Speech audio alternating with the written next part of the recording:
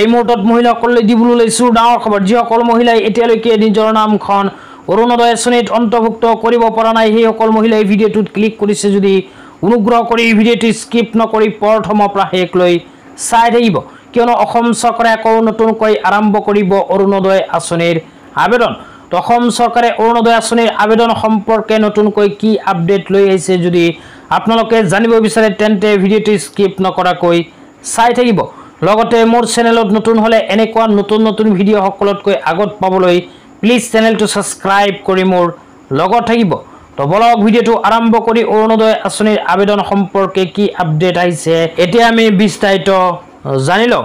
তো আপোনালোকে মোবাইল স্ক্ৰীনত চাব পাৰিছে এনেকুৱাকৈ অৰুণোদয় 3.0 আঁচনি ঘোষণা কৰিছে। তো যিসকল মহিলাই এতিয়ালৈকে অৰুণোদয় আঁচনি পোৱা নাই অসম চৰকাৰে সেইসকল মহিলাৰ কাৰণে আৰম্ভ কৰিছে অৰুণোদয় 3.0 আঁচনি। তো অৰুণোদয় 3.0 আঁচনিত কোনবোৰ মহিলাই আবেদন কৰিব পাৰিব আৰু কেতিয়াৰ পৰা আবেদন আৰম্ভ হ'ব এতিয়া আপোনালোকক বিস্তাৰিত জনাই দিছোঁ। অনুগ্ৰহ কৰি ভিডিঅ'টো স্কিপ নকৰি চাই থাকিব। তো অসম চৰকাৰে যোৱা 21 আগষ্ট তাৰিখে কেবিনেট বৈঠকত অৰুণোদয় আঁচনিলৈ কেইখনমান গুৰুত্বপূৰ্ণ সিদ্ধান্ত গ্ৰহণ কৰিছে। তো কি সিদ্ধান্ত গ্ৰহণ কৰিছে এতিয়া আপোনালোকক পোনপটীয়াকৈ জনাই দিছোঁ। তো ইয়াতে লিখা আছে অৰুণোদয়ৰে অসমৰ নাৰী শক্তিৰ সবলীকৰণ। 1 নম্বৰতে কোৱা হৈছে অৰুণোদয় আঁচনিৰ সম্প্ৰসাৰণৰ হেতু কেবিনেটে অতিৰিক্ত 12 লাখতকৈ অধিক হিতাধিকাৰীক সামৰি অৰুণোদয় 3.0 মুকলি কৰিবলৈ অনুমোদন জনাইছে।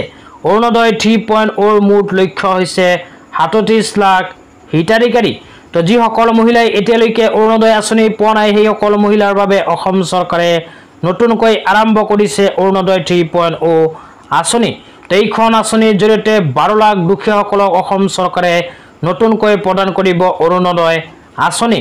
তো 2 নম্বৰত কৈছে অৰুণোদয় 3.0 নাম অন্তৰ্ভুক্ত কৰাৰ বাবে আধাৰ সংযুক্ত ৰেচন কাৰ্ড এক প্ৰাথমিক প্ৰয়োজনীয়তা হ'ব।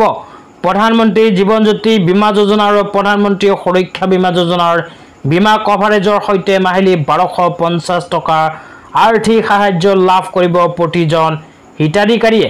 তো যিসকল দুখীয়া মানুহে অৰুণোদয় 3.0 আঁচনিত আবেদন কৰিব বিচাৰি আছে সেইসকল মানুহৰ নাম কিন্তু ৰেচন কাৰ্ডত অন্তৰ্ভুক্ত থকাটো বাধ্যতামূলক।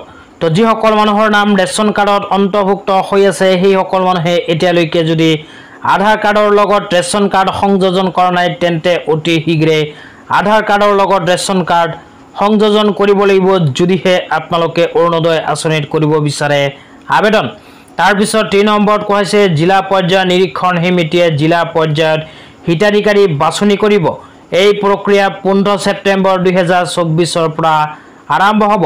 তো ইয়াতে স্পষ্টকৈ কোৱা হৈছে যে 15 ছেপ্টেম্বৰ 2024 তাৰিখৰ পৰা আৰম্ভ হ'ব অৰুণোদয় 3.0 আঁচনিৰ হিতাধিকাৰী বাছনি প্ৰক্ৰিয়া। তো যিসকল দুখীয়া মানুহে অৰুণোদয় 3.0 আঁচনিত আবেদন কৰিব বিচাৰে সেইসকল দুখীয়া মানুহে এইটো ভিডিঅ'ৰ কমেণ্ট বক্সত কমেণ্ট কৰি জনাই দিবলৈ নাপাহৰিব।